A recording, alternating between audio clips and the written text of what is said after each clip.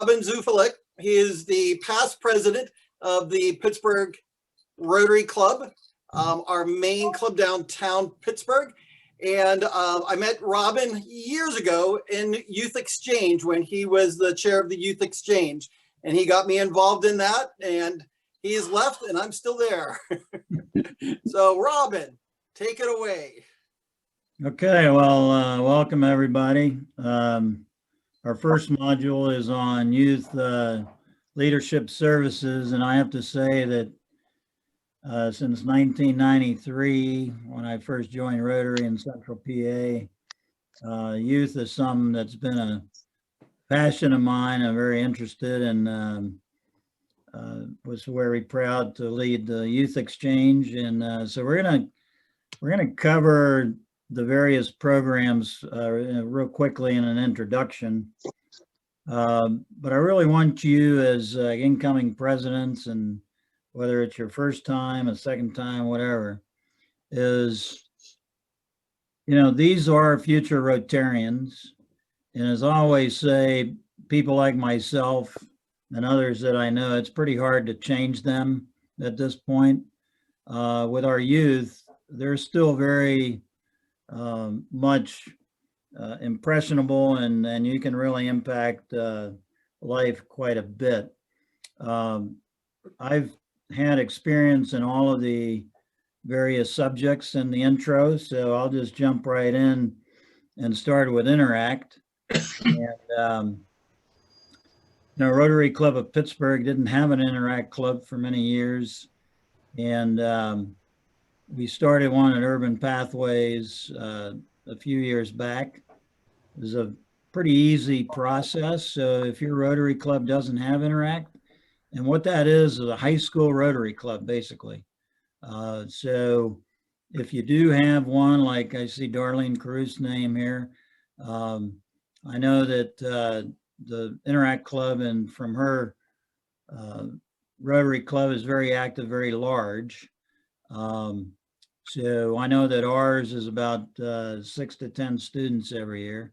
Also know that North Allegheny has a pretty active club. So the easiest way to start a Interact club is to basically go to the RI information that is provided in the overall material that Tom has provided. And there's a very simple application. And so I encourage every Rotary club that is associated with a high school, a charter school, whatever, is to look into Interact. The Interact Club has a conference every year, and that's where all the high schools come together, and participate in many of those. And it's really inspiring to see so many young people in one room, and that usually happens in October. The second program I'm going to talk about is the Rotary Youth Leadership Awards, RYLA. And just for a funny thing, I'm sure that who all in this call probably knew what that stood for, because we all call it RYLA. But there's two programs now for District 7305. The in residence, which is kind of the standard for high school juniors as they become high school seniors, to become leaders in their classes. And it happens at La Roche. It's a design program for leadership training. They do a lot of different exercises. They really get to know the people that are in that program. And I recall a real simple story of a young man that basically was dragged there by his parents on a Sunday and didn't want to participate. And that particular year, the students made an ending presentation on a Thursday night, and everybody in the program said that the transformation of this young man from being dragged there to becoming a very outspoken leader and had a very good base to start his senior year. So it is a very impactful program. And I would encourage every club to, think about what it takes to pay for a student to go and then find good candidates. There is a limit to the number of students.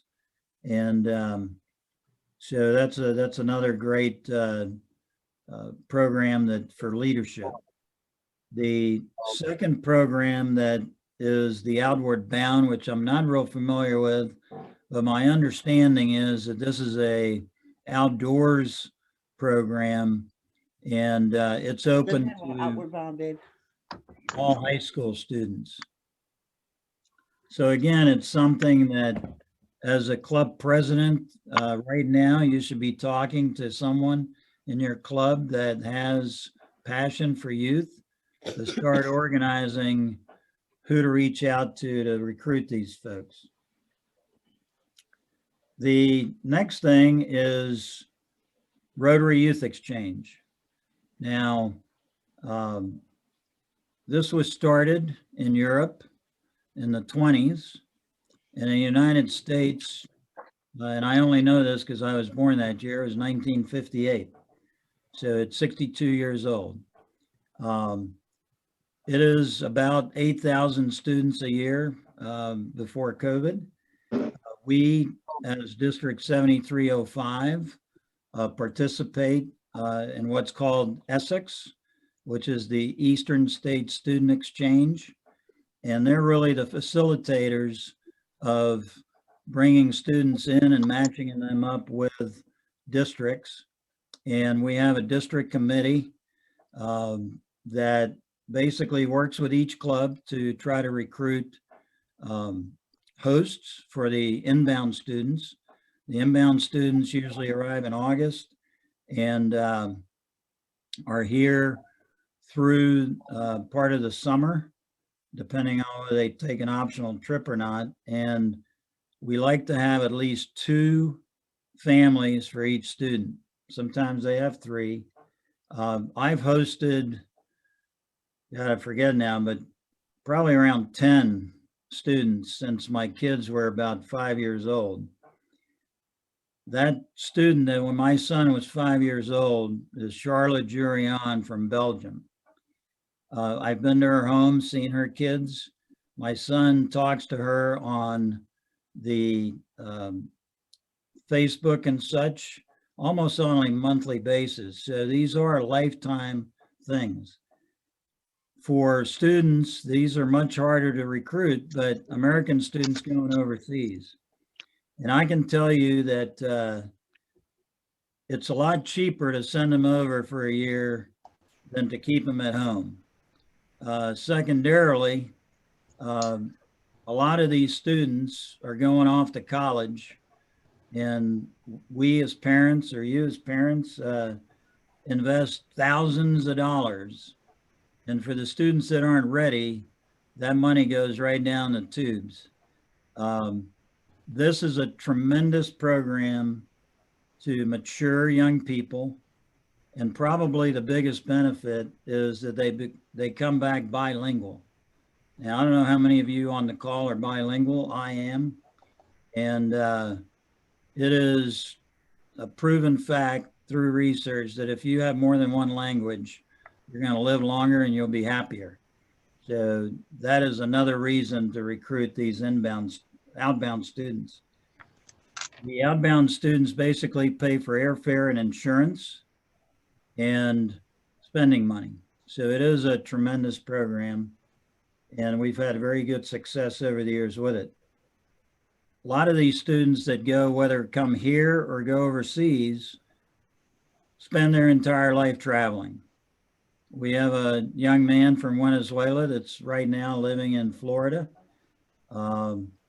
We have, past youth exchange students that are in the Peace Corps that are doing all kinds of stuff.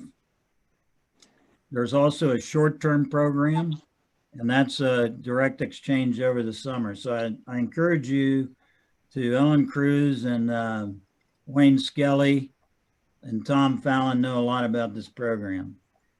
The next program is World Affairs Institute. And this is a 50+ year, I think actually, no, this was the 50th anniversary. So this is a partnership between Rotary in Pittsburgh and the World Affairs Council. And there has been a leadership change of the World Affairs Council within the last year. And they are very much interested in increasing the interaction with Rotary. Basically, students go for half a day and talk about an international issue. They break up in different groups. There's usually a keynote.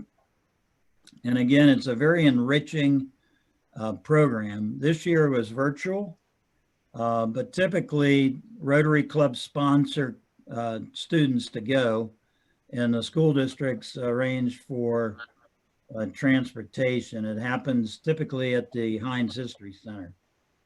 So again, it's something to keep in mind that happens typically in November of the year. Leadership and Ethics Institute is again another long-standing program for high school students. And it used to be strictly on ethics, and the feedback from students came that we should do leadership also. So that's a half-day program at La Roche. There are breakout seminars where we have different people speaking about different aspects of ethics and also leadership, typically a keynote and then a working lunch before the students go home. And again, another opportunity to recruit your high school students for this wonderful program. The last thing is Youth Protection Officer.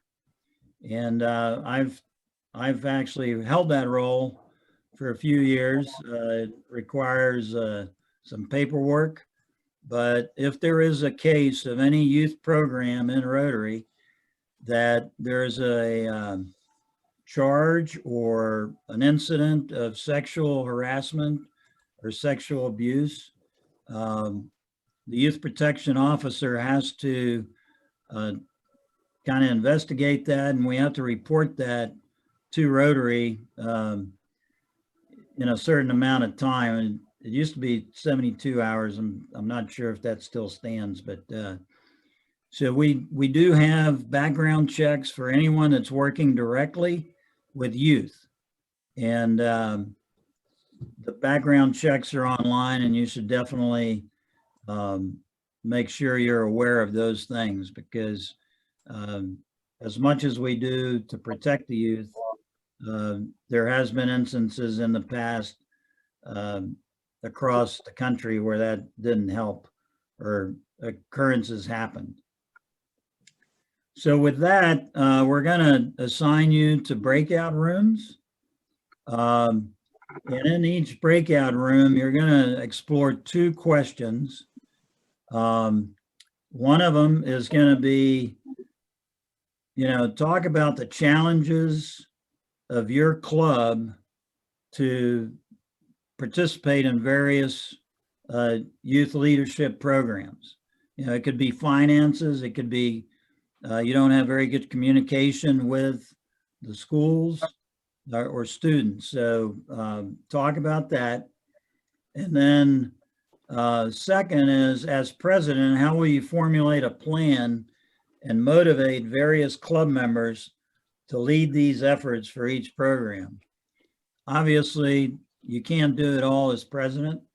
And if you find someone that has passion for something, they'll take it on. I was asked back in 1993, before I knew anything about youth exchange, to serve on a selection committee and actually host a student. And here it is, many years later, I still love the program and I communicate with a lot of students. So you'll have some time for that, pick a leader, and then when we come back at 7:05, each group will have kind of share their high points to wrap up this session. So I appreciate you listening, and I think now you will be sent to groups. Hey, Go ahead, Ray. we will see you back here in 20 minutes. The questions were put in on the chat. So we'll see you then. Everyone's back in. All Back to right, you. well, I hope that everybody had some good discussion. I jumped around and heard some things. So what we'd like to do is kind of go around the different groups to kind of get some comments. So there were 6 groups, so it's about a minute per thing. And I think, what if we have Stephen, you want to start from Fox Chapel? Sure. We had a great breakout, a lot of healthy discussion, and Sheila Christolos was very, very informative, talking about the youth exchange programs. Karen from Bethel St. Clair talking about problems in getting into Interact and getting the students participate. Dan Doherty was a very good participant, and we had a lot of conversation and meaningful conversation about how to communicate with our youth. And I simply related the fact that at Fox Chapel, we have a very strong relationship with Interact at the Fox Chapel Area High School, and also with Interact at Shadyside Academy. And as a result of that program, we're able to honor selected students from each school in the month of May each year with an acknowledgement of their leadership skills, and from that group, which is selected by the faculty of the high school and the faculty at the Shadyside Academy, one scholarship is offered for service above self, and we found this to be a very, very interactive program. The other thing that has been established is we have a wonderful working relationship with one of the high school counselors, who then will invite various members of the Fox Chapel Club to come and speak to the students, mainly seniors, about career opportunities beyond high school. I was fortunate enough to be able to speak in December and talk about the career in medicine, and it was a wonderful turnout and lots of good questions. And at the end, one student said, "Dr. Murphy, I want to know how many patients you see a day," which could either be a positive or a negative, depending on your viewpoint. So, All right, thank you. We're going to cut it off there. Yeah. So it sounds like communication with the school is one of the keys. Who would like to go next? I don't know the groups that well. Darlene, you want to go? Yeah, I think, Robin, I think ours was group 2. We had various sized clubs represented in our group. The majority of us do support Interact clubs. Some of us 1, 2, and in our case, 3 clubs in our community. One of our clubs has a junior Rotarian program where they pull from students from various districts around their community. We all talked about the things that we do with our students. We support all of the Interact activities that Rotary puts out there, the Interact Conference, the World Affairs Conference, Leadership Academy, and so forth. The Bridgeville Club gets their Interact students involved in their annual chili cook-off. So we have some active activity with our Interact students. We talked about the trivia contest, which we just did over the holidays. Possibly that might be a good idea to continue something like that, especially because of COVID. But we also talked about how to get people more engaged. And one of our members, Joe, brought up the fact that you have to have a plan in place, you have to have a timeline, and you have to assign responsibility. Otherwise, people do need direction. Otherwise, nothing's going to get done. We talked about the club cultures, and there was some discussion back and forth about, what works with your club culture, or do you want to move your club culture in a different direction? So you can go either way on that. All right. Well, thank you. So that was pretty much it for us. All right. Felicia? Alicia had to leave early, but Oh, okay. I'll speak for our group. We talked about the importance of the relationship with the local school district for both having an Interact club or creating an Interact club, as well as the youth exchange program. A couple of the members of our group had exchange students that they had hosted recently, as well as had Interact clubs. And then we had a couple other members that were interested in exploring youth exchange and Interact. So we talked about, I offered to be a guest speaker, and I will offer that to the rest of the group. If you ever need someone to talk at your club, I'll be happy to do so, about the youth exchange program. We've also, I'm with the Murraysville Export Rotary Club, and we've had our RILA students come back from RILA to speak and tell our club about what they experienced, and it's been very positive.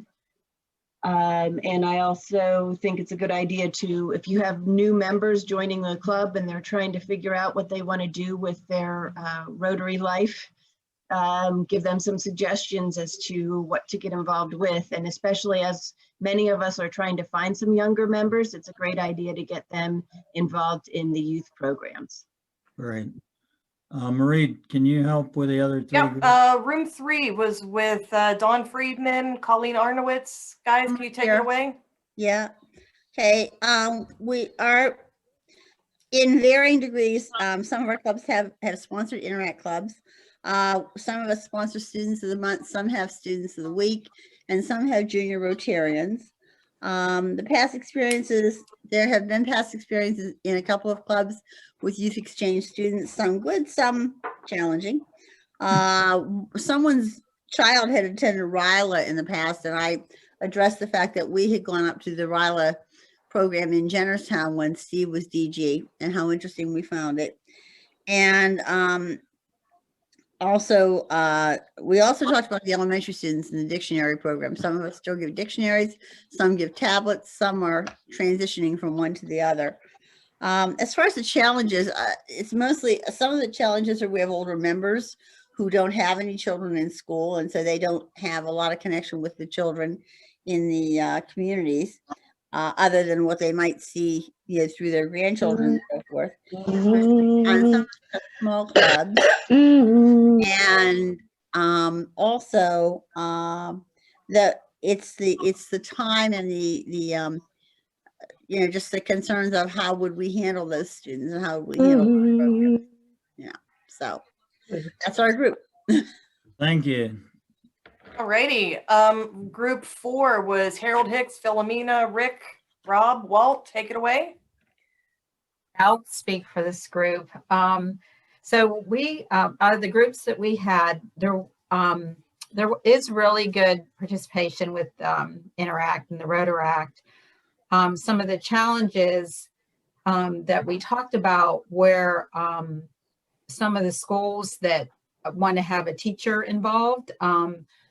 After, you know, the teacher was involved for a while, and then they decided they didn't want to do it anymore. So there's a challenge to get another teacher to be involved. There was also a challenge with a superintendent that didn't want to be involved, but there is a new superintendent now that they can talk to get it started again. There's one club that has a huge humanitarian club, so they weren't interested in the Interact club. And one person brought up the challenge of needing 2 families, and they only had 1 family. And there are a couple things that were brought up that could help us. One thing that we could do in the future, one suggestion, that the groups can, or the kids can be from the community. They don't necessarily have to be school-based. You can get a group of kids from the community. We also were told that the Interact can be in junior high and middle school, and also there's an early act program that's 3rd grade and up, which is something that we can look forward to. We can look into. And let's see. Oh, a couple of groups do have the kids that come and speak at their meeting about their. They talk about their academics and their future academics and the sports that they're involved in. Mostly for moving forward. Most of the groups said, they're just going to bring it up again with the teachers and just touch base with the teachers and superintendents and just try to spark up some new interest, because the past year has been challenging. So it's a good opportunity to try to spark it again. All right, I think we have one more. Yep, last but not least, room 6, which was with, let's see, Jeff Klink, Linda Fisher Bruce, Michelle, Nathan, that group. Take it away. Is that us? Yes, Okay, it fine. is. Yes, All right. sir. You said, I heard Michelle, not Michael, but okay. Our group, we discussed that there's only one club in our group that doesn't have an Interact program, and they keep trying to get it going. Said they've been working on it for a while, so they're going to keep after it. One of our clubs has 2 Interact programs. One of the biggest things we've come to find out is you've got to have the school board or superintendent on board, something along that line. That just greases a lot of it, makes things a lot easier. Our group is an amalgamation of the old 7305 and whatever the other one was. So our group, my club, we sent kids to RILA, which I described as boot camp, and talked about how that has actually affected children, kids, teenagers. They come back to us, they give us they tell us what their experience was. Everyone seems to have had great experience with the whole thing. Everybody of all the clubs in our group has done a youth exchange. That again, once again, is about getting the schools involved, getting schools involved, getting everybody involved, and basically just selling it, letting people know this is a good opportunity for your kids. My one daughter has been on it. So it seems like everybody in our group has a good handle on what's going on and how to move things forward, and they're just trying to increase it and keep pushing it forward. Great. Well, appreciate all that. We're a couple minutes over, but that's okay. So we're going to move on to module 6, which is district finances. And so I'll do a brief intro, and then the rest of the time we're going to have a presentation and panel discussion for all of you to participate in. So when you talk about district finances, I think the most important in my mind is, and as president, is to have a good understanding of the Rotary Foundation. The importance of $100 in your club. Encourage people to give at least $100 a year to the foundation. Some clubs give more, obviously. Some Rotarians, may have better resources than others in your club. But on average, to qualify for the grants, you have to have $100 per member. This will get into the Q&A, but you need to be familiar with the 6 areas of focus, soon to be 7, when we had environmental on July 1. And I think as I've done various applications and participated, the thing that I learned as a president-elect was the importance of knowing all the rules. These applications are simple, but you have to follow the rules. And I've had engagement with 2 young people as Rotary scholars, and that's been a wonderful experience. Our club has continually participated in getting district grants for local projects, and that's been a wonderful leverage on making our projects bigger than we could do on our own. The other thing that is important here is really there are ways for everyone to give, but what you ever give is, and we'll get into this, is 1, make sure it's credited to your club, and 2, if there's a match available, that you take advantage of that.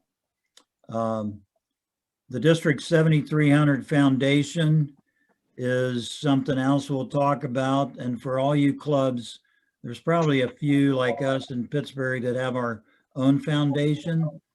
And really the benefit for clubs to have a foundation is that the clubs are all 501c4s, and the District 7300 Foundation of 501c3.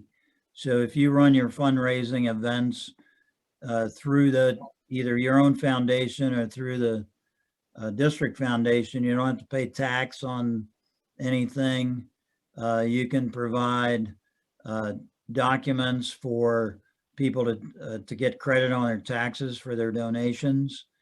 And so if you haven't used the district foundation, I highly recommend you figure out how to use that.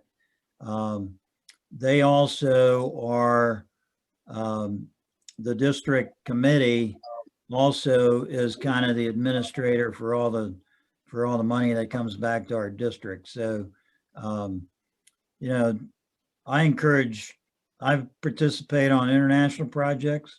I participated on scholars, and I participated on district grants, and it is easy to do.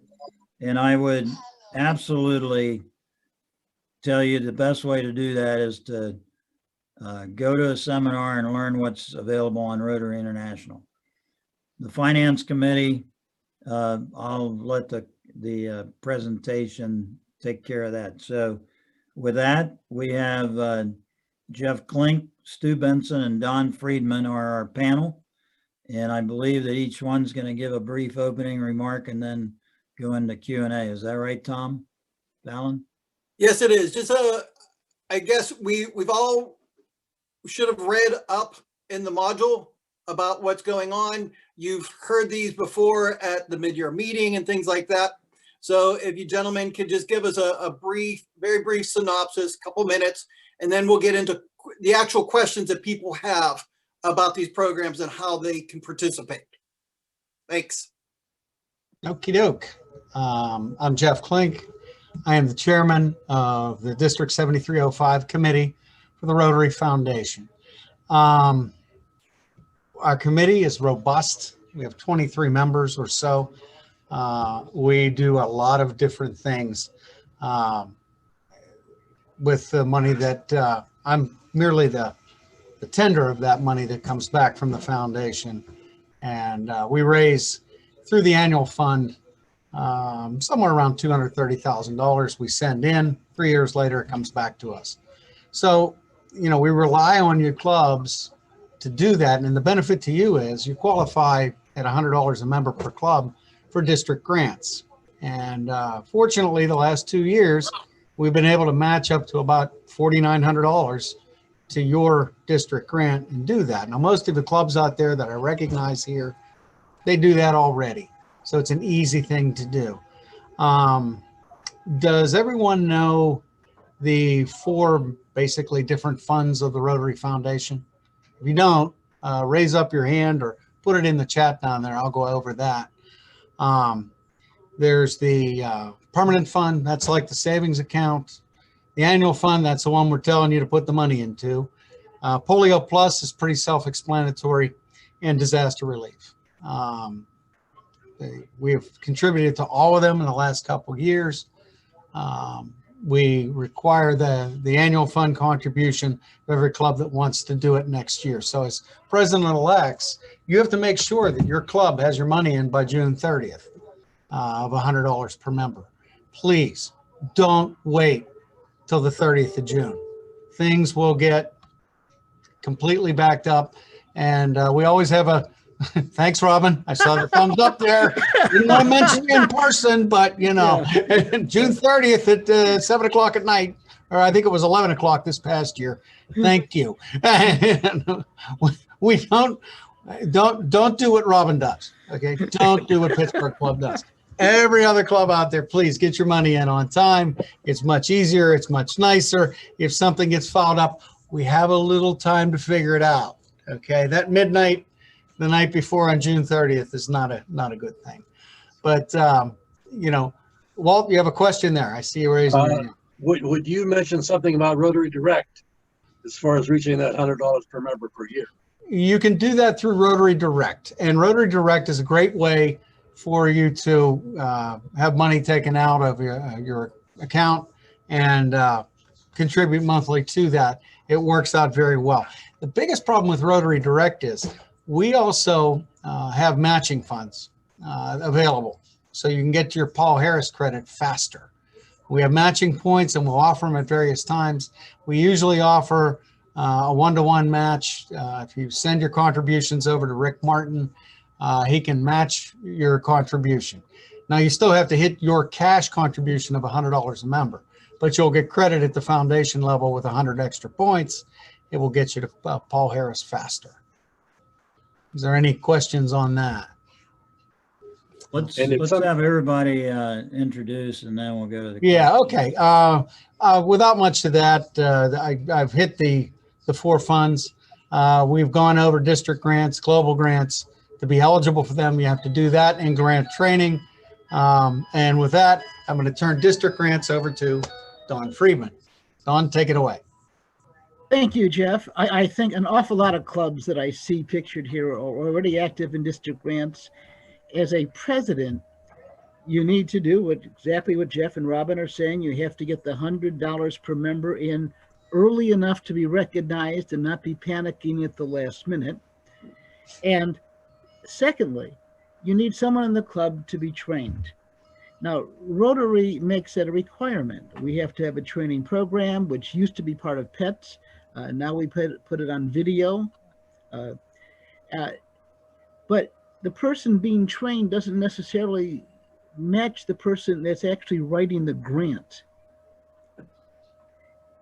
which is interesting because most of the problems we face in receiving grants is that the person doing it has the best of intentions, but really has little idea what the requirements are and what's going on. If that person would be trained, it would be a lot easier, and it's up to you to see to it. It's also up to you as an incoming president to make sure that at least someone in the club is trained and certified as being trained. And anymore, all it takes is watching a video hosted by Marie.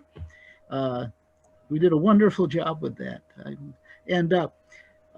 We put together really the best and brightest, except for me, which I did the tail end, about each part of the district grant process and the foundation grant system as a whole. The applications are online and downloadable. They are PDF fillable.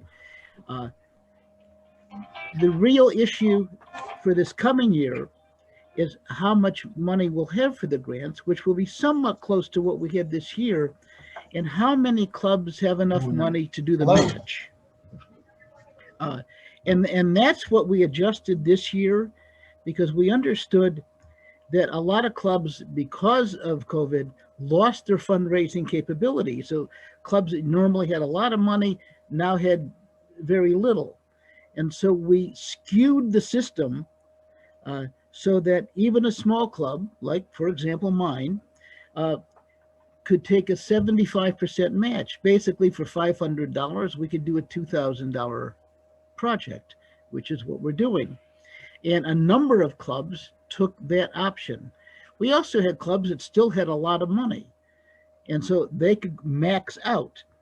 We will be going through and talking and communicating with all the incoming presidents later in the spring to get an idea what you believe your club's going to be able to do in terms of district grants. And the reason we're doing that is that we want to get a sense how we have to adjust the skew to make sure as many clubs can participate as possible at the right level.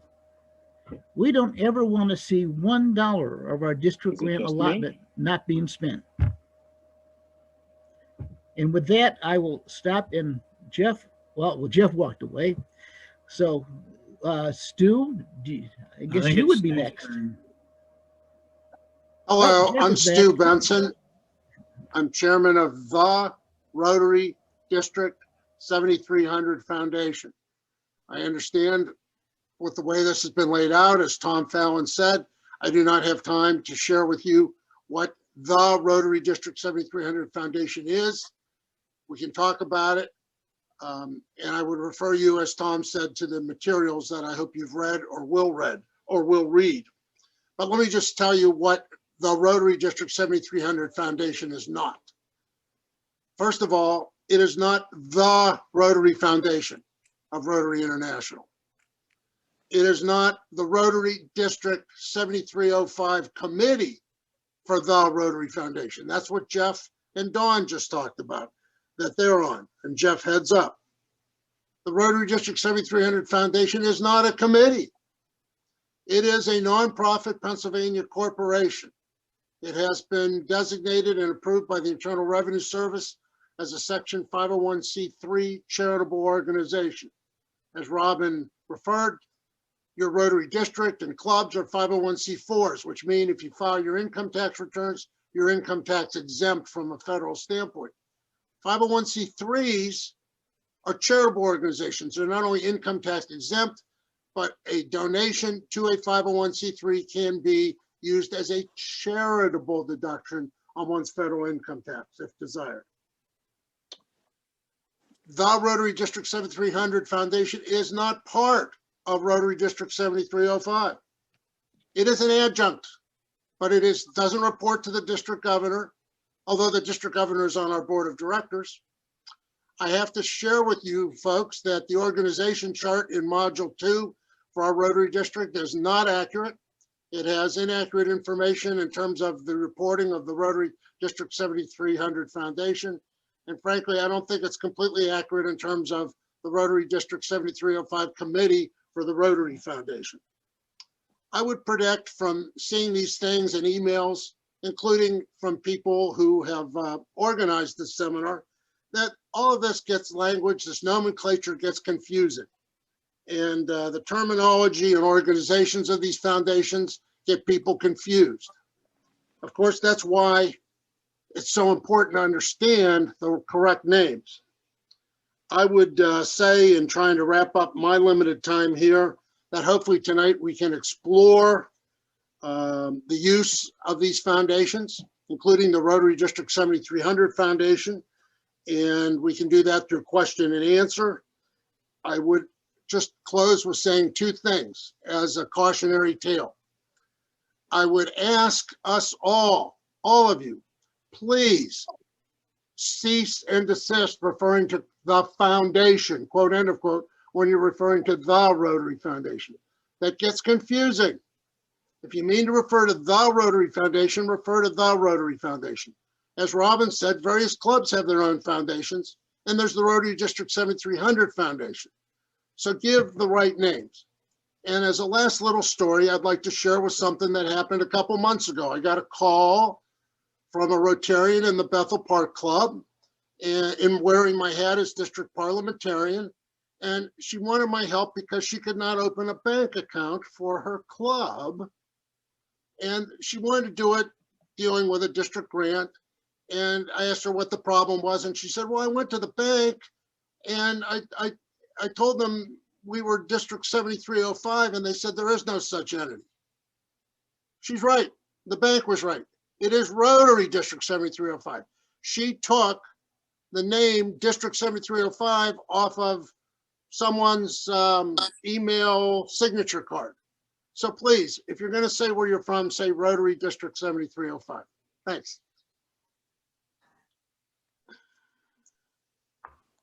Tom, you want to explain how we're going to do the Q&A? Yes, I put some information in the chat, but I will re-explain it. So we have a couple of different ways that we can ask questions to any of the three on the panel. One would be just the simplest way is to put in the chat, and one of the moderators will ask it to the panel. Or you could raise your hand and we can call on you. And raising your hand, you could do it a couple different ways. There's actually a raise hand button on your app, or you could just physically raise your hand so we know that you want to ask a question. Now, you have to take a little bit of time because we've got a couple pages here that we have to go through. So any way you feel comfortable doing it, go for it. But I do have a couple. We're waiting for that. I have a question for Jeff. Jeff, could you explain to everyone present the Rotary District 7305 Committee for the Rotary Foundation, all of the different subcommittees you have dealing with the Rotary Foundation. Oh, if Like I you miss mentioned any, district grants. yes, we Well, have give some examples. Sure. We have district grants, global grants.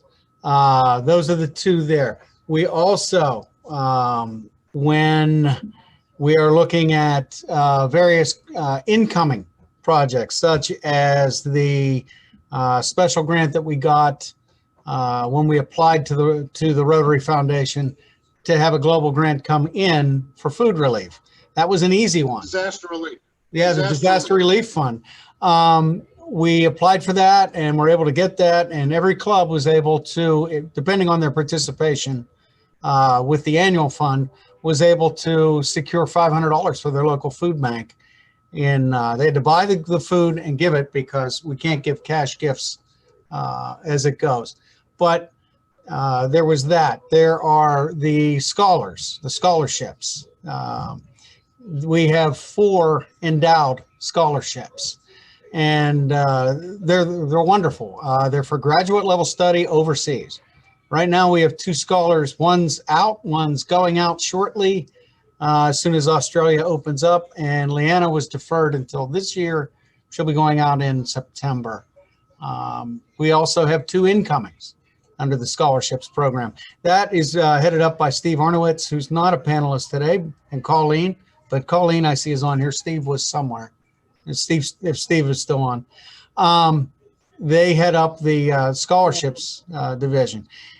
The endowed scholarships are very, very, very prestigious. Not too many districts have them. And we have that resource that anyone that's not a Rotarian or a Rotarian's son or daughter or brother, sister can go on one of these scholarships, as Robin said earlier.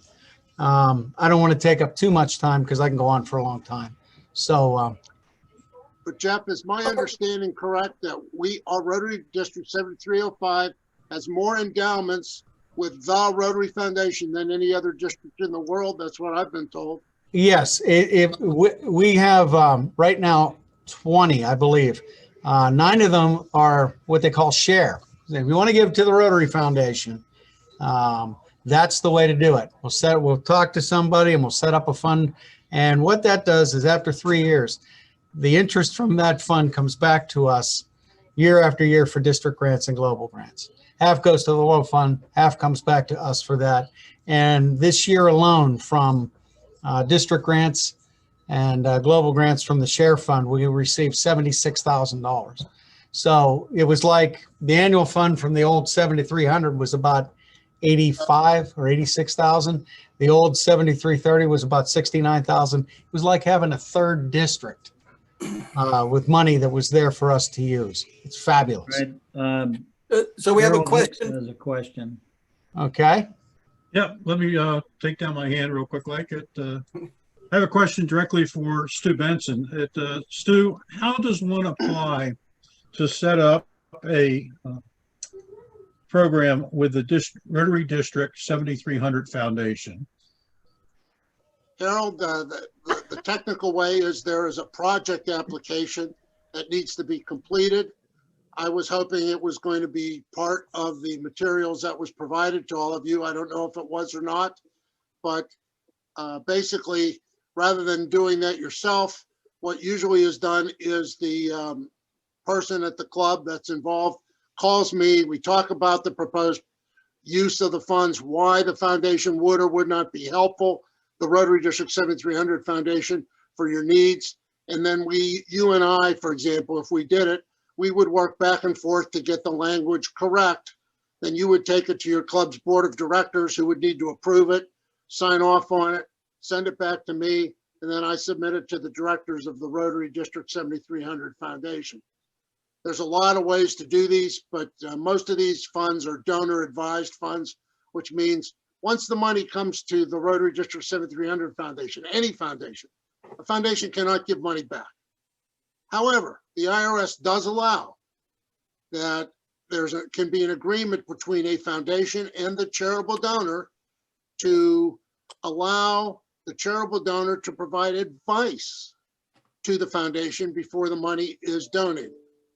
And in our case, we enter into agreements where we say, we won't give the money away to a charitable or educational purpose unless we get appropriate donor advice or your club no longer exists. So as I'm sure a lot of clubs could tell you, we have 30 restricted funds now for various clubs in Rotary District 7305 that are used for restricted purposes.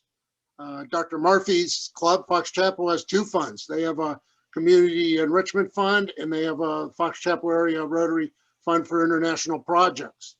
And part of the reason they formed these funds was, one, to get charitable donation status to the donors, and 2, to get the money to our foundation so that future boards of directors in their club can't misuse it. It'll have to be used for the purposes it was intended. And then we get donor advice from their board of directors if it's appropriate. If it goes to a charitable or educational purpose that meets the IRS test, we issue the checks, give it to their club distributes it, boom, boom, boom, boom. And in fact, Steve, we just approved a bunch of requests from through Nancy Speed just this last weekend that I'm sure you're familiar with. Stu, a Does follow-up that on answer your that. question, Harold? Does that It answer your did, but question? in the mid-year review, you talked about specific interest projects. And we're looking at a potential project to assist our local police department in raising funds to move from older facilities to newer facilities so that we could be the 501c3 arm of their fundraising efforts. Is that something we can do through the Well, Rotary we could District? talk about it. We could Okay. talk about it. We sure can. It just has to be remembered, the Rotary District 7300 Foundation is run by volunteers. We don't have any employees or paid staff. Depending on the scope of what you're looking at, it could impact that. But that's not something that I would reject out of hand. We might be able to handle it. And the amount of fees that are charged by the Rotary District 7300 Foundation are exceedingly reasonable. While our bylaws allow up to a 5% fee, we only charge 75 basis points, which is 0.75%. Excuse me, 0.075%. So it's exceedingly small. That's just so we can keep the lights on and pay our CPA bill. So we'll be in touch with you. Give me a holler, we can talk about it. Thank you. Okay, Darlene, you're next. Okay, great. I have 2 what I think are quick questions. I'm reading in the literature that we got on page 3 for module 6, where it says that 501c3, C4 entities are deemed income tax exempt organizations, as is Rotary. Are we also, as 501c4s, sales tax exempt? That's the first You are question. not. You are not sales tax. I didn't think so. I just wanted, okay. And while one That's or what I two clubs thought. have told me somehow they thought they got a Pennsylvania sales tax exemption, I don't know how that was achieved. I can tell you that the Commonwealth of Pennsylvania has issued a Pennsylvania sales tax exemption to the Rotary District 7300 Foundation. And the application we have to go through every 5 years is lengthy and onerous. And we have to show all the charitable things we did and why it's deserved. It would be hard to believe a Rotary Club could get one, but I don't want to say you can't because Dan Kravitz told me he knew of one or 2. So if they did it, God bless. Okay, my second question relates to the filing of the 990 form. Our club for many, many years had a treasurer who happened to be a CPA. It has come to my attention that he was filing the full-blown 990 form on behalf of our club all these years. However, he was filing it on the Rotary year. On a calendar year. He was filing it on a calendar year, not on the Rotary year. So I guess my question is twofold. How do I right the ship, number one, to get us to file on the Rotary year like we're supposed to, number one. Number two, I The way I'm reading this, the difference between a 990N and 990EZ and the full-blown 990 form, my club should probably only be filing the 990N, which is a postcard, as long as, I guess my question is, gross receipts less than $50,000, define gross receipts. Does that include all the money that we dump into the club from dues and lunches, or is that just gross receipts from fundraising activities? Well, technically, it's all the money that comes in, but the short answer to your question, Darlene, is you should talk to an accountant. Walt Sickles has some experience in this in terms of where 990 returns were not filed. But basically, the question you want to ask an accountant is, how do you change from filing on a calendar year to a fiscal year? And your fiscal year would end June 30th. And I don't see any reason why that couldn't be done. If you filed through the end of 2020 or 2019 or whatever, you know, your next tax return, you just file a 6-month return and say you went to a fiscal year. But I am not an accountant. I would recommend you talk to somebody. There has to be an easy answer for that if you've been filing more detailed returns than necessary. Yep.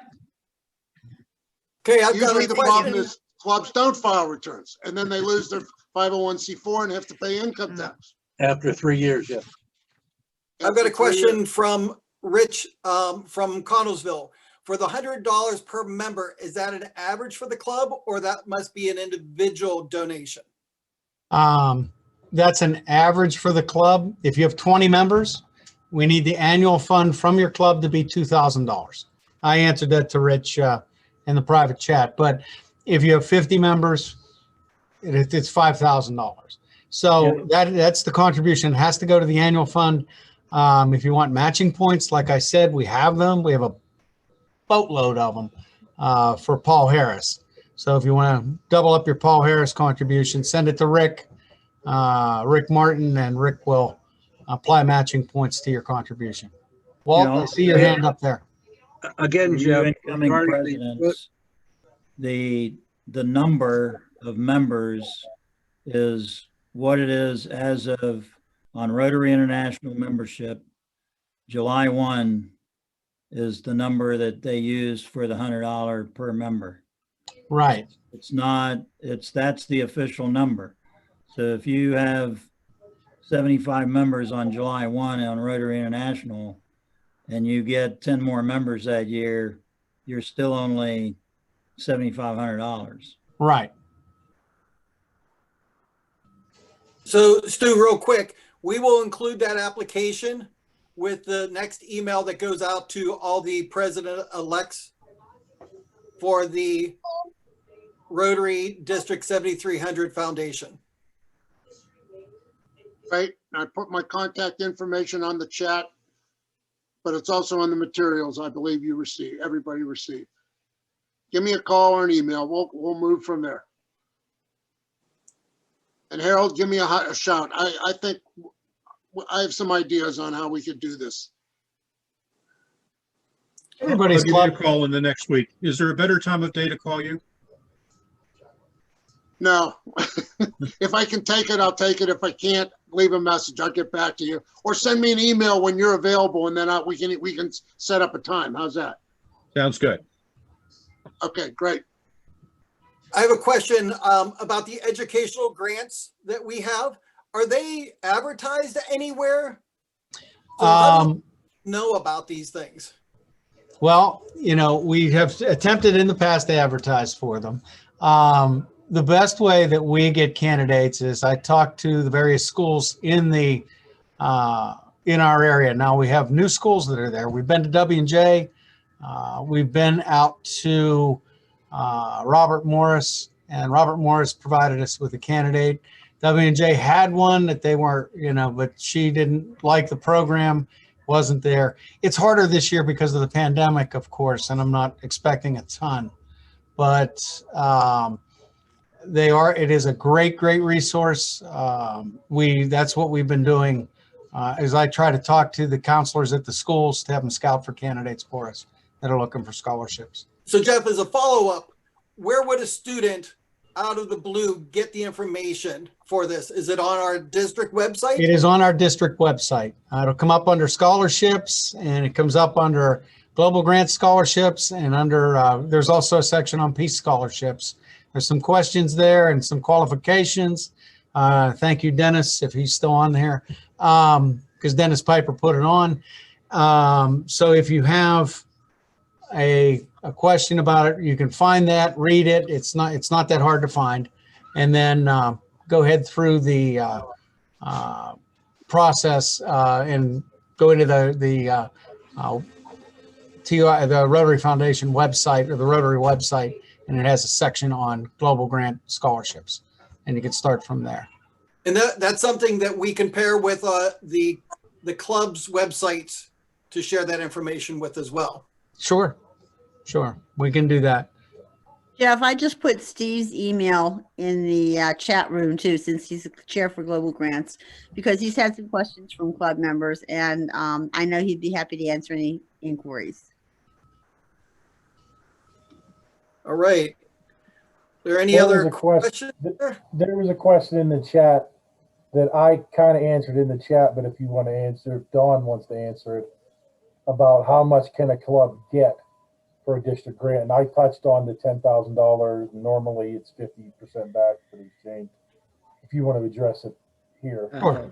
Dawn, you want to do that? Sure. By tradition, in the 7300 model, we always had a maximum of a $5,000 grant, so you could get up to a $10,000 project. You put in 5, we would put in 5. All that is dependent on the amount of money that comes down to us for district grants in our DEF accounts. So it changes every year a bit. And some years we get more applications for more money than we have. And so we award everyone a little bit less just to fit in to the bundle we have. We do that every year. I'm expecting that our maximum grant for the coming year will be a little lower than it's traditionally been, so that we can fund more of the smaller grants that are going to be coming in. But it's all a matter of math and what comes in and what we can anticipate to set up to begin with. But if you look at a figure of between $4,500 and $5,000, you're on pretty safe ground. I hope that answers the question. Hey, Dawn, could you elaborate on that and tell people, it's not like they throw in 5 and district grants throw in 5. They have to throw in 10 and they get 5 back, but they have to come up with the 10,000. Well, technically that is true. The club has got to spend the full amount of the project. Once it's all completed, we can use Rotary's money to refund the amount of the grant that we awarded to the maximum we awarded, as long as your club spent as much or more than that amount. We have grants going out where clubs are spending $20,000, yet the top grant they were able to get was in the $5,000 range. It's not a 50-50 match past a certain point. Does that help, Stu? Yep. Yes. Thanks. one thing I wanted to add to that too is keep in mind too, the deadline for district grants is generally mid-August. So if you have something in mind, start thinking about that and talking with your club now. You don't want to wait till July 1st and scramble in 6 weeks to get it in. Reach out to your community, start thinking about it now, what you want to do. So when Dawn sends it out, go out, go back, and you can't spend the money until you get approved. And something else to keep in mind is that the grants get issued sometimes generally in October. Is that about right, Jeff? Yeah, somewhere right around good there. about that. But the projects have to be completed and reported in and paid by the end of May. And if you think about that, we've had numerous times over the past handful of years, clubs wanting to do projects in the summer. You can't do that.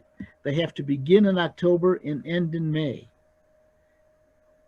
Yeah, so keep that in mind. We're running up on time here, so thanks everybody for your questions and answers.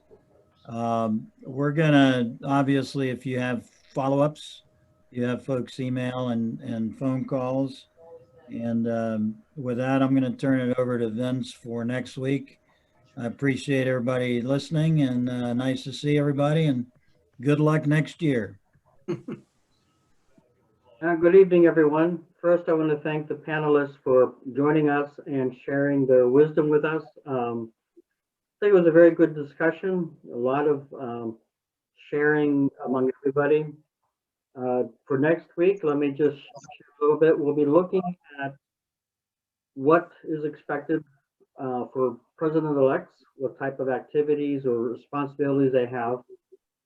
And then we'll be looking at what it's going to take to be a president, how to be an effective president, the types of activities and responsibilities you would have throughout your year. So those are the two things we're going to be looking at next week. And the modules can be out pretty soon, in a day or two. In any case, thank you to everyone for participating. This was a very good discussion, and look forward to seeing everyone next week. Take care and stay warm, okay? Good night, everyone. Good night. Night. Let all, take care. Thank you.